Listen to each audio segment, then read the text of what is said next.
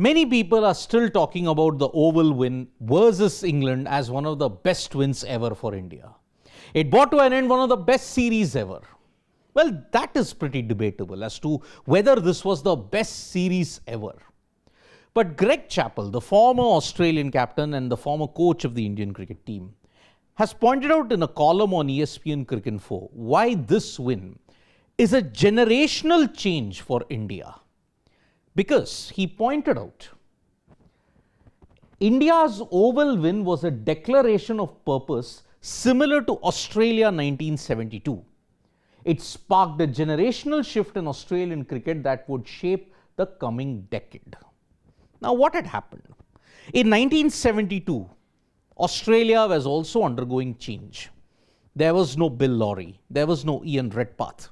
Two individuals who were really good for Australia in that particular decade of the 60s. Then, if you look at India, there were three people who were not there. Rohit Sharma, Virat Kohli, Ravichandran Ashwin. But 2-2 in 1972 saw the arrival of Dennis Lillee, saw the arrival of several generational talents like Ian Chappell, Greg Chappell, and then looking at it even later, Jeff Thomson. That draw in 1972 ensured that Australia would be the dominant force heading into the next decade or so. India are on a similar cusp. That is what Greg Chappell believes in. So that is why whoever were the replacements, that's what he pointed out. India's replacements didn't just fill gaps. They filled their boots and went on to create new ones.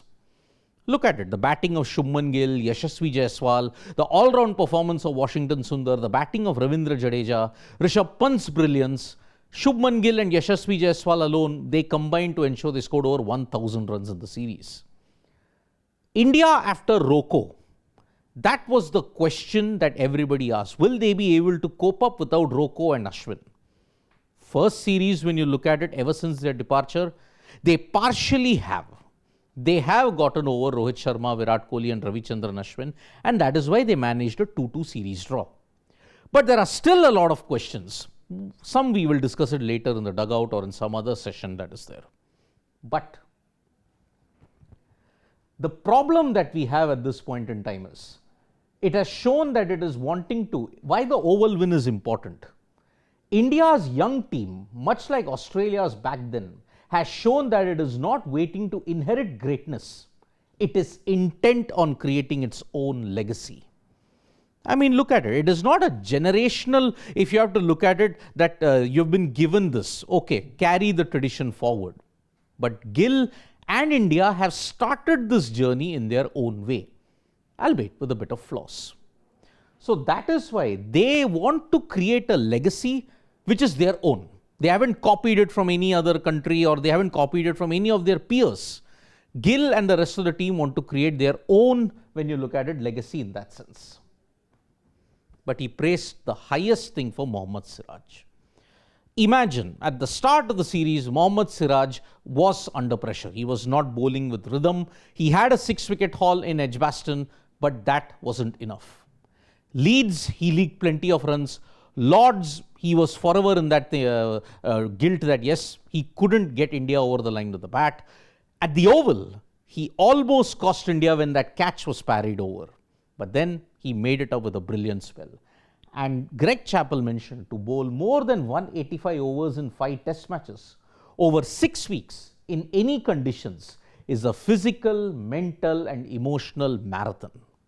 By the time Mohammad Siraj bowled that final delivery that dismissed Gus Atkinson, he had not just become a sideshow to Jasprit Bumrah or the others. He was the main event. That is the way how Mohammad Siraj evolved throughout the entire series, starting with lack of rhythm and lack of confidence, evolving into and maturing into a strength and character, resilient character in that sense. So that is why the highest praise was reserved for Mohammad Siraj in that sense. 185 plus overs, meaning over 1,100 deliveries. It's no mean feat indeed. But he spoke about Bazball's failure. It's not technically a failure, but then the shortcoming of Bazball. He highlighted it with the dismissal of Harry Brook. 301 for 3. He just had to play conventional cricket.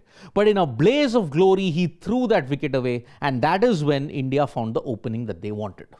The ball did something in the final session, the tail panicked, and that is why England choked. Greg Chappell says, cricket, particularly Test cricket, is not just about shot making. It's about judgment. Positive cricket doesn't mean reckless cricket. It means confident, calculated risk taking. Confident, calculated. This is something that England have not done consistently. Leeds and Edgbaston were the outliers when you look at it. But when you look at the whole system of baseball, it's been flawed. 2023 Edgbaston. Declaring when you were at 8 wickets down. Why? That was harakiri. Oval was harakiri. Edgbaston, when you look at it, all the talk that, oh, 600, we can chase it down, everything. Test cricket doesn't allow you to do that. It's not a video game. Baseball's recklessness, if you look at against the top two nations, India and Australia, has failed. It continues to fail because even pre-baseball, they didn't win 2 series. Post-baseball, they haven't won 2 series against them. So there are plenty of questions for England at this point in time. But for India, the chance is there to create their own legacy. But yes, we have to be mindful of certain facts that analysts have put out. For example, this team managed 2-2, but they could have won 4-0 also. If they had just held their own in Leeds, batted sensibly at Lords, did well in Manchester, and now did well here as well, you could very well have won the series 4-0. For many, it's a missed opportunity, despite all the cheerleading that many people would be doing. But yes, they have an obligation to cheer.